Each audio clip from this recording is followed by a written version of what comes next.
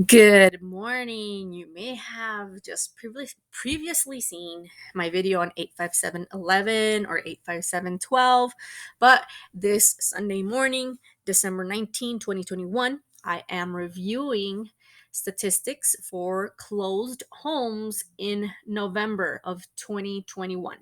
So basically, what I'm doing is I am giving you a uh, zip code specific market report, but I like to repeat, and I've repeated it a lot in most of my videos, is if you want to get comparables, that information is free. I can do it for you.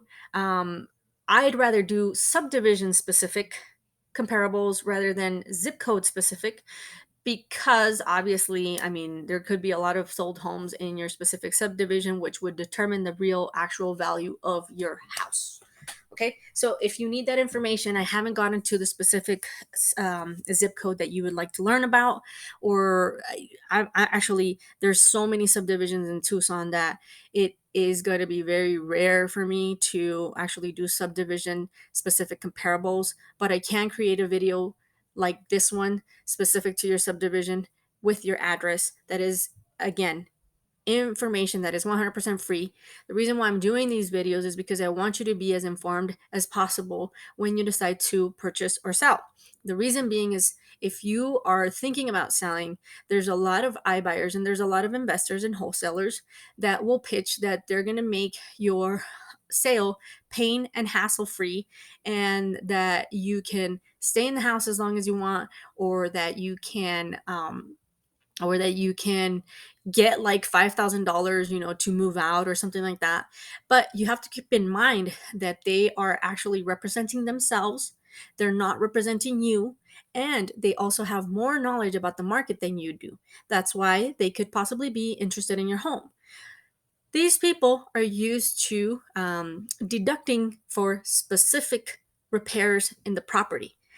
And because they are investing, like I said, most of the time they're not willing to pay full market value for it. They're looking to pay under market value. Um, this past June, we saw Open Door and Zillow overpaying for a couple of properties because they were trying to increase their market share. They were also trying to increase the value of the homes that they were reselling. And as some of you might have already seen recently in the news, is Zillow had to do a lot of price reductions because they were not able to achieve what their goal was. Okay, every agent is going to have a different perspective on what was going on, what was happening. But what I'm saying to you today is, and I tried to sell my cousin's house up in Maricopa to Zillow. They were not purchasing homes anymore because they had already probably realized their mistake. It is not a sustainable big business practice, or, it's very hard to comprehend why somebody would overpay for properties and then just um knock the prices down to lower than what they paid for. I don't know if this is, some sort of tax recourse or something that they can claim as a loss or whatever it may be that they're trying to accomplish. I have no idea. But what I can tell you is that a lot of investors, a lot of those cash buyers, a lot of those wholesalers, they'll pitch an easy close. And at the end of the day, you will probably be missing out on a couple of the things, a couple thousand um, that you could have received.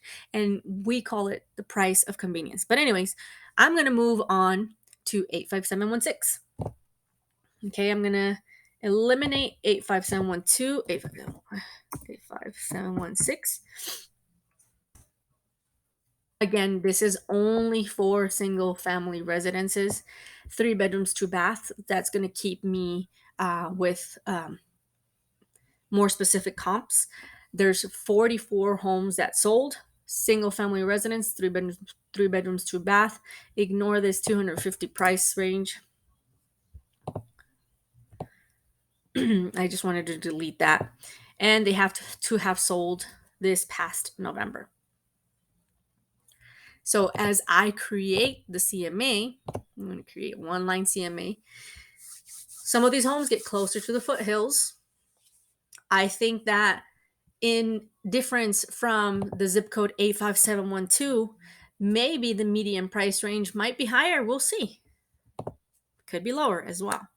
The average days on the market is definitely lower than 85712. The actual price per square foot, I believe, is higher. Let's double check. Yeah. Excuse me. It is higher. Again, I believe that it is because a lot of these homes are approaching the foothills. Median price per square foot in 85716 is 356,000 versus 320. Let's look at the map. Okay, so 85716, 85712. Okay, high price 875,000. That's a big jump, huge jump from 85712. And then we go to the lowest price, 216,000, is a little bit slightly higher than 190 in 85712. And then we've got the average price of 391,912 versus 329 with $40. So, isn't that surprising? On this one, the price per square foot is also just $1 difference as compared to 85711. In 85711, we saw a kind of a price jump. The reason why I think that in 85711 there was a little bit of a price jump is because there's a lot of older homes that have been recently renovated, and that kind of gives it a little bit more of a price change. So the average days on the market for this specific zip code is 15 days on the market. Again, look at all the subdivisions that are in the 85716. There's tons and tons and tons of subdivisions. That's why when you ask me, how's the market doing, I'm always going to say, give me a little bit more specifics. Give me, a zip code, or give me a subdivision, and I will get back to you. I don't carry these numbers around with me in my head. I can pinpoint you to these YouTube videos if you'd like. But, the best way to get information from me, and it's always free, obviously, comparable market analysis should always be free. Nobody should be charging for this unless like you're asking somebody on a regular basis for different types of homes because you are an investor, so on and so forth. They might start charging you, I don't know, whatever they want to charge. I don't do that for my investors. I just, pull the comps, and if they are wanting to make a really, really unrealistic lowball, I just recommend, what the best, or what the lowest price should be. So let's just say that I have an investor that wants to offer $180,000. Basically, I'll pinpoint this low price, and I'll say, hey, you know what? $180,000 is a waste of time for me.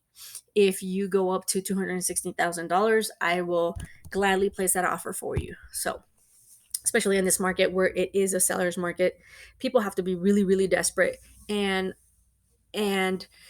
I do believe that if it goes on MLS, at least they have some sort of representation that already gave them an option to pay, that somebody will pay cash, or they already have a listing agent that's already trying to sell the property for them to want to go as low. But anyways, that is my spiel for 85716.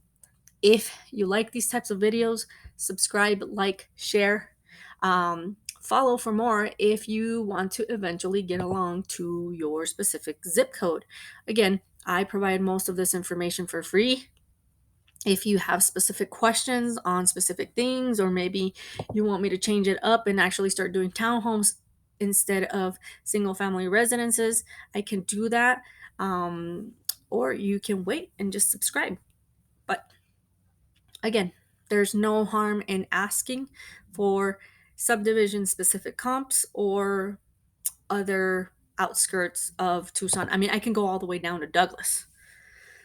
Anything that's on ARMLS, I can do Phoenix area, Scottsdale area, Tempe, all of those. And I can also get very subdivision specific over there as well. I just have to hop onto my ARMLS system instead of my TAR system that governs the Tucson Association of Realtors. With that said, thank you for watching.